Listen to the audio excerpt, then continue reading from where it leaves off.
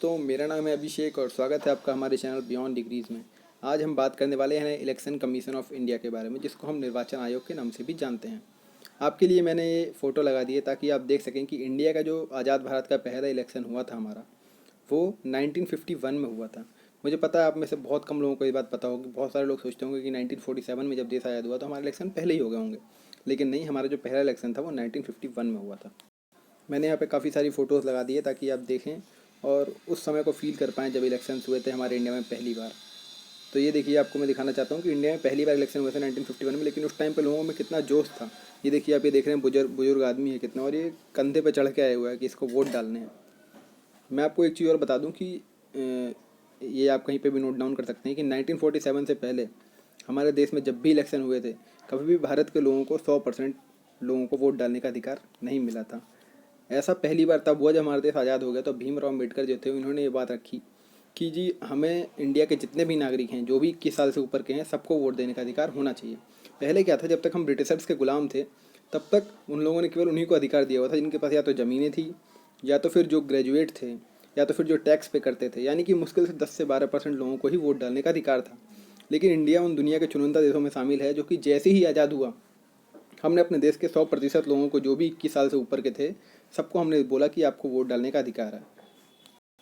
आज के टाइम पे आप देख सकते हैं इलेक्शंस कैसे होते हैं, वीवीपीएटी के थ्रू। वीवीपीएटी एक डिवाइस होता है जिसके अंदर की बहुत सारे बटन्स लगे होते हैं, और हर बटन पे उस कैंडिडेट की जो वो सिंबल जो उसे इलेक्शन कमीशन की तरफ से मिला होता है वो लगा होता है, और जिस बटन पे हमने वो क्लिक कर दिया उसको वोट चला जाता है। लेकिन पहले ऐसा नहीं होता था। पहले क्या होता था, ये देख रहे हैं, बैलेट बॉक्सेस थे।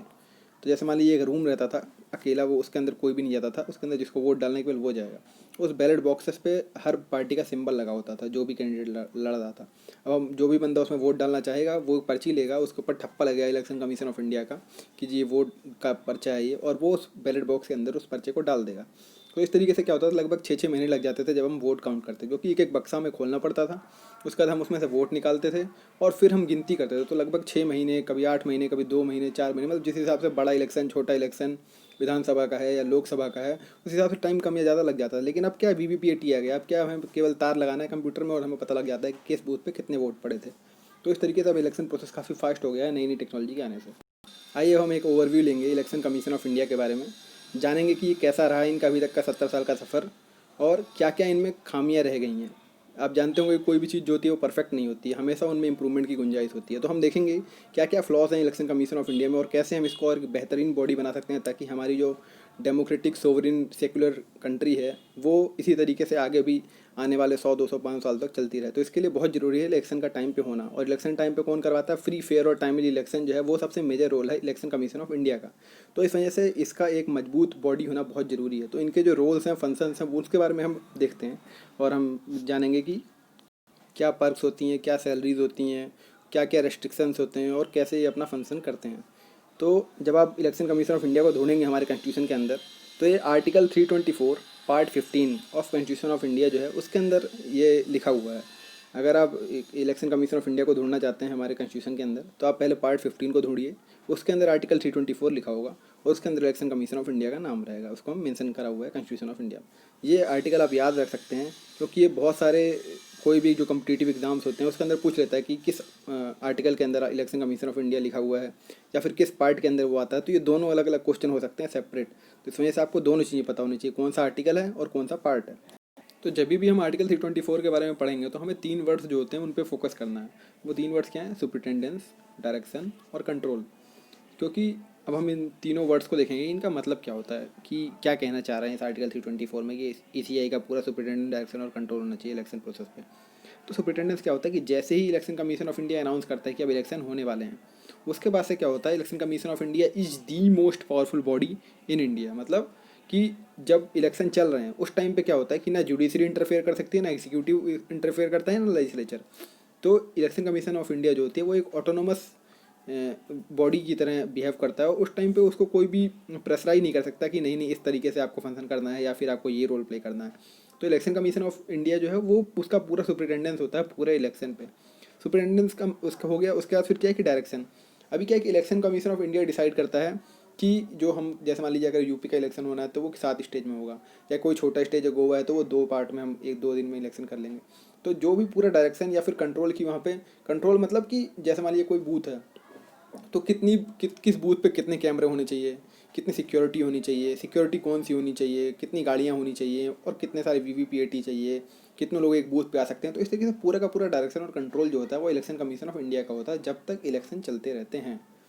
तो अगर हम इलेक्शन की बात कर रहे हैं तो ये तीनों वर्ड्स आप जरूर लिख के आइए जब भी इलेक्शन कमीशन ऑफ इंडिया की बात हो। बिना इन तीनों वर्ड्स के इलेक्शन कमीशन ऑफ इंडिया पूरा नहीं हो पाता है।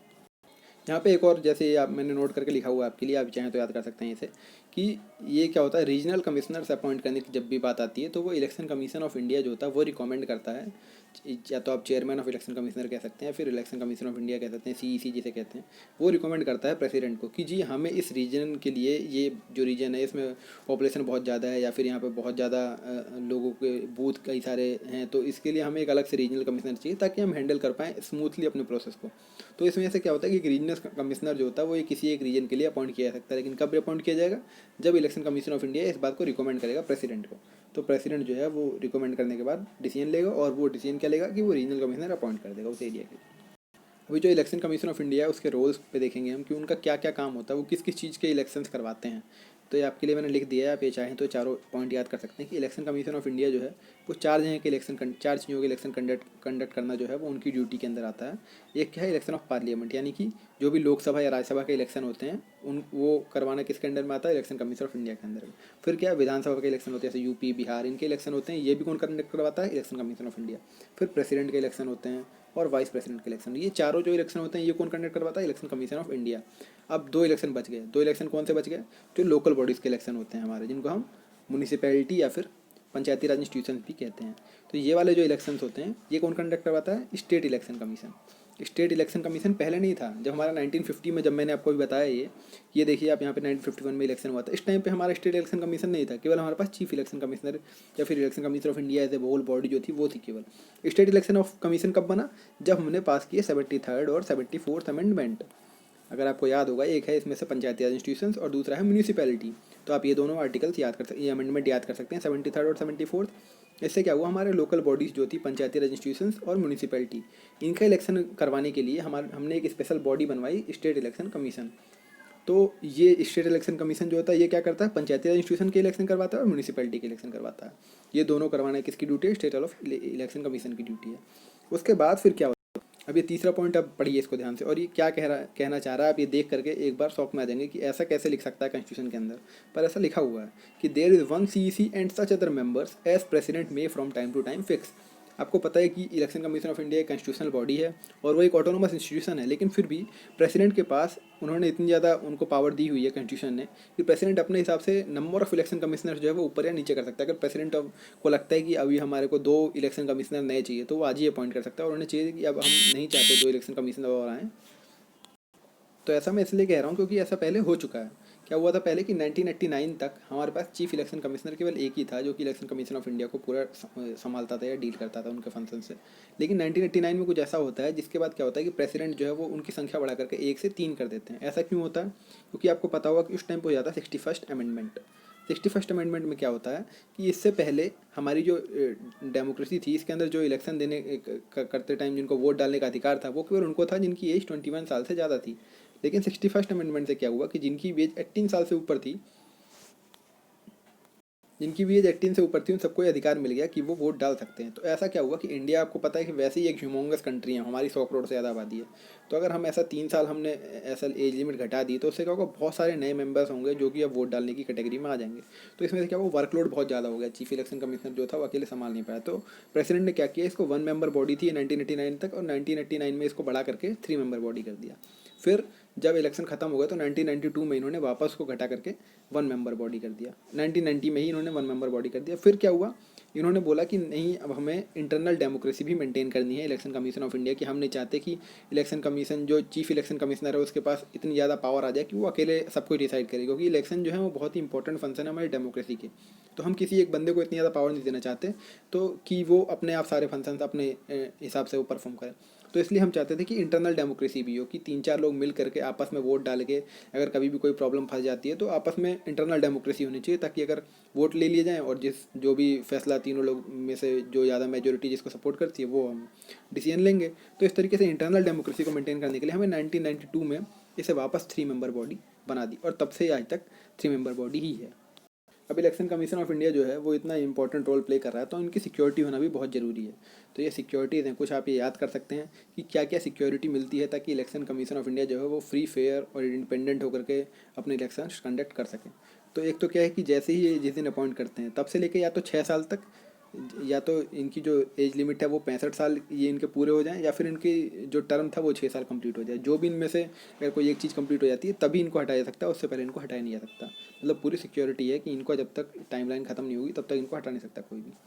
इलेक्शन कमीशन ऑफ इंडिया जो है वो प्रेसिडेंट के प्लेजर पर नहीं रहते हैं। प्रेसिडेंट के प्लेजर का मतलब समझ रहे हैं आप, जैसे कि गवर्नर होता है, governor is on the pleasure of president. तो प्रेसिडेंट जब भी चाहे वो गवर्नर को हटा करके दूसरा गवर्नर अपॉइंट कर सकता है, या फिर अगर उनको लगता है कि इनको एक जगह से हटा करके हमें दूसरे स्टेट में भेजना चाहिए तो वो अपने हिसाब से भेज सकता है। लेकिन जो इलेक्शन कमीशन ऑफ इंडिया है वो प्लेजर ऑफ प्रेसिडेंट नहीं होता है, और वो उनका जो फिक्स टर्म है कि वो या तो 6 साल पूरे हो जाएं या फिर उनकी एज लिमिट जो है वो 65 पूरी हो जाए, तो फिर तभी उनको हटा सकता है, उससे पहले नहीं हटा सकते हैं। उसके बाद फिर क्या है कि अगर उनको हम हटाना चाहते हैं, अगर मान लिए कभी ना कभी कोई ऐसी कंडीशन तो होनी चाहिए जिससे कि हम उन्हें हटा सकें, अदरवाइज़ तो उनके पास बहुत अनलिमिटेड पावर आ जाएगी। तो उनको हटाने का एक ही तरीका है, जैसे कि हम जिस तरीके से हम कैग को हटाते हैं, सीएजी को हटाते हैं, कंप्ट्रोलर ऑडिटर जनरल को हटाते हैं, या फिर हम सुप्रीम कोर्ट के जज को हटाते हैं। तो ये 2 ही तरीके ऐसे हैं जिनके थ्रू जैसा हम इनको हटाते हैं उसी तरीके से हम इलेक्शन कमीशन ऑफ इंडिया को भी हटा सकते हैं। अब ये अगर मैं आपको बताऊं कि सुप्रीम कोर्ट के जज को हम कैसे हटाते हैं तो ये एक बहुत ही लंबा वीडियो बन जाएगा।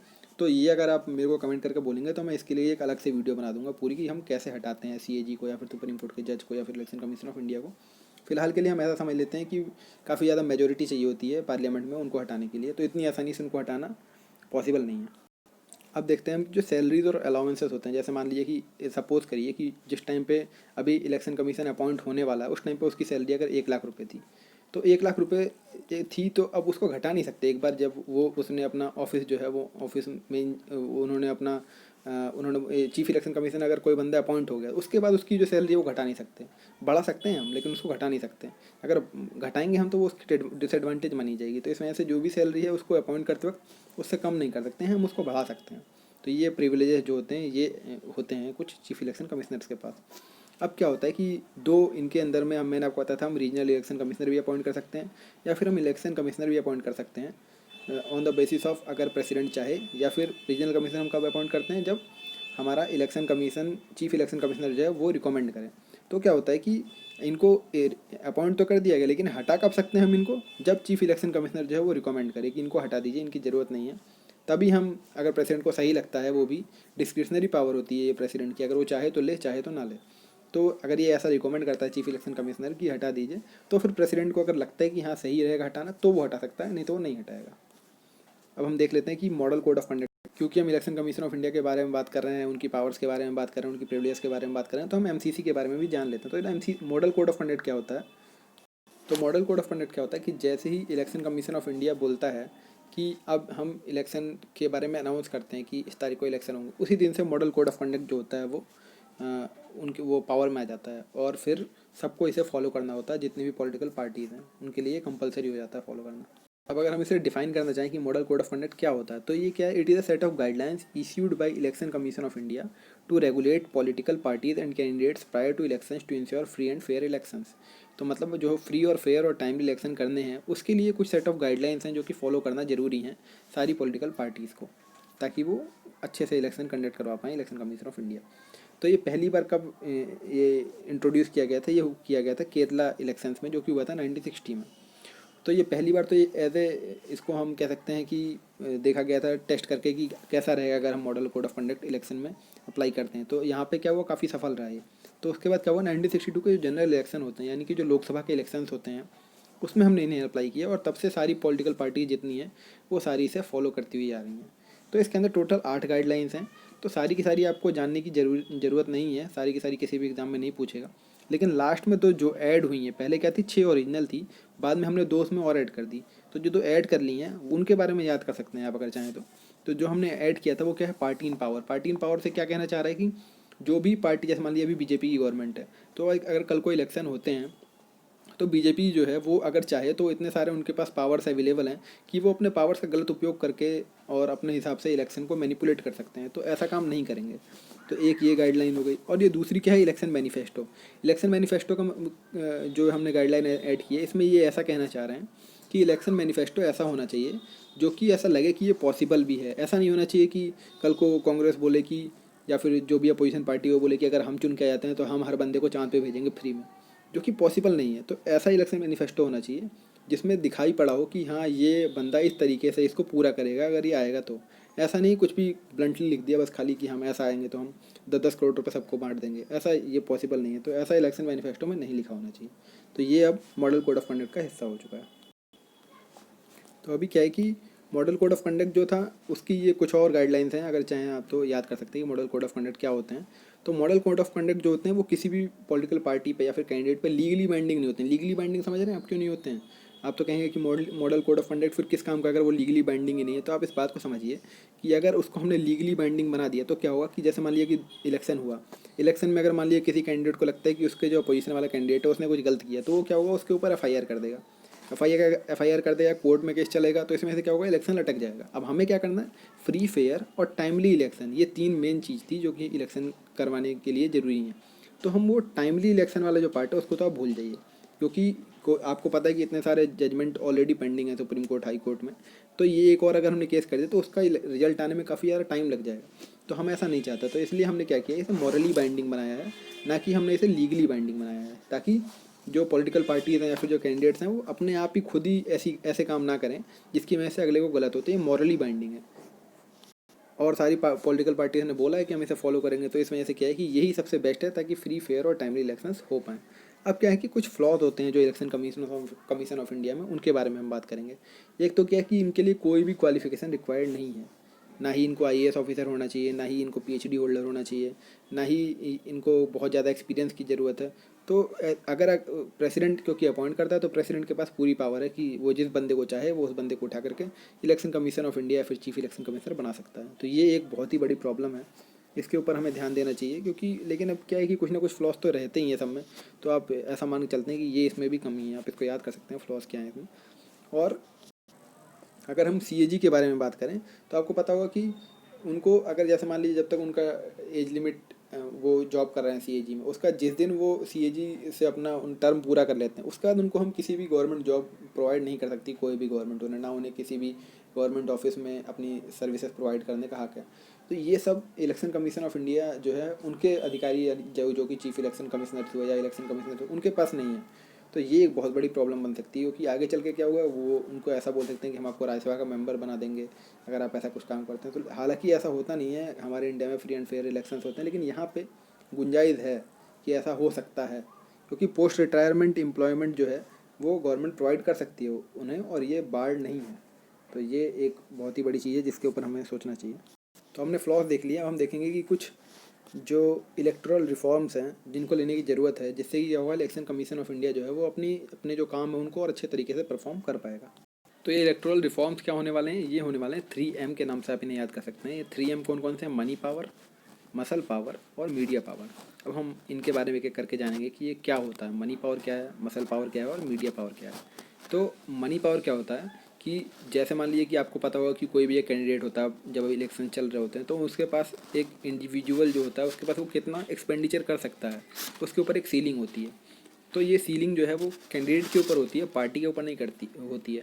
तो अगर जैसे आपको पता होगा इस बार जब अभी इलेक्शन हुए थे तो बीजेपी ने, जो कि अभी हमारे पावर में है जो पार्टी, उन्होंने 20-30 हज़ार करोड़ रुपए लगभग इलेक्शंस में खर्च किए थे। तो ये एक बहुत ही बड़ा अमाउंट है। तो हमारे जो हर कैंडिडेट है उनके ऊपर तो सीलिंग है, लेकिन कोई भी जो पार्टी है उसके ऊपर सीलिंग नहीं है कि वो कितना खर्चा कर सकते। तो इसमें से क्या होता है, अंधाधुंध खर्चा होता है। तो बिलियन डॉलर की पूरी यहाँ पे बिलियन डॉलर उसमें खर्चा होता है। तो इस पर हमें लिमिटेशन लगाने की ज़रूरत है, क्योंकि मनी जो है वो बहुत ही एक क्रिटिकल रोल प्ले करता है इलेक्शंस में इंडिया में, आप भी जानते होंगे इस बात को। तो जितनी भी पॉलिटिकल पार्टीज़ हैं उनको हमें आरटीआई के दायरे में लाने की ज़रूरत है। ऐसा पहले भी कई बार बोला जा चुका है, बहुत सारे बड़े बड़े जो जानकार हैं उन्होंने बोला है, लेकिन पॉलिटिकल पार्टीज़ बोलती हैं कि हम कोई गवर्नमेंट बॉडी नहीं है इसलिए हम आरटीआई के दायरे में नहीं आएंगे। लेकिन क्या है, उनको भी ये बात समझनी चाहिए कि वो खुद ही गवर्नमेंट बना रही हैं, वो खुद ही चीफ मिनिस्टर बना रही हैं, मिनिस्टर्स बना रही हैं। तो वो एक तरीके से अगर वो मॉरली इस चीज़ को अपने आप कर लेती हैं और किसी कोर्ट कचहरी में ना जाना पड़े, तो वो सबसे बेस्ट तरीका रहेगा कि वो खुद ही अपने आप को आरटीआई के दायरे में लेके आएँ और एक एग्जांपल सेट करें कि इंडिया एक सबसे बड़ी डेमोक्रेसी है, तो यहाँ पे जो पॉलिटिकल पार्टीज हैं वो भी आरटीआई के दायरे में आती हैं। अभी क्या है कि हम, आप जैसे अगर चैरिटी कुछ करना चाहें, आपको लगता है कि हमें इलेक्शंस जब हो रहे हैं तो हमें इलेक्शन में कुछ अपना कंट्रीब्यूशन देना चाहिए, हमें किसी पार्टी को सपोर्ट करना चाहिए, तो वो कैसे कर सकते हैं? आपको भी पता होगा, इलेक्टोरल बॉन्ड्स होते हैं। तो इलेक्टोरल बॉन्ड्स जो होते हैं वो ट्रांसपेरेंट नहीं है बिल्कुल भी, तो हमें क्या है, उनको ट्रांसपेरेंट बनाने की ज़रूरत है ज़्यादा से ज़्यादा। तो हम ट्रांसपेरेंट उन्हें कैसे बना सकते हैं कि हम जितने भी ट्रांजेक्शन होते हैं, जितना भी मनी जा रहा है पॉलिटिकल पार्टीज़ के पास, वो सब हमें कोशिश करनी चाहिए कि वो डिजिटल मीन्स के थ्रू हो, यानी कि अगर वो चेक के थ्रू हो या फिर वो डायरेक्ट यूपीआई करे कोई, जैसे आजकल नई नई चीज़ें आ गई हैं, इलेक्ट्रल बॉन्ड्स के थ्रू ना हो। और अगर आरटीआई के दायरे में आ जाएगा तो भी वो काफ़ी एक अच्छा रहेगा, क्योंकि लोग जान सकते हैं कि कैसे इन पार्टियों के पास पैसा कहाँ से आ रहा है जो ये खर्चा कर रहे हैं इतना ज़्यादा। तो इस तरीके से हमारा जो इलेक्शन प्रोसेस है वो ट्रांसपेरेंट हो पाएगा और ज़्यादा। और अभी क्या, इलेक्शन कमिश्नर ऑफ इंडिया जो है, उनके पास पावर्स तो हैं काफ़ी सब कुछ, तो ये पावर नहीं है उनके पास। ये वो कब करते हैं, इलेक्शन कैंसिल कब होता है, मान लीजिए कि कैंडिडेट, मतलब दोबारा इलेक्शन कब होता है, जब कोई कैंडिडेट है वो मर गया अगर होते होते, या फिर कोई बीमार हो गया, वो इलेक्शन पार्टिसिपेट नहीं कर पाया, या कुछ ऐसा हुआ वहाँ पे, तो उसकी वजह से वहाँ पे बाद में इलेक्शन हो जाते हैं, वो अलग बात है।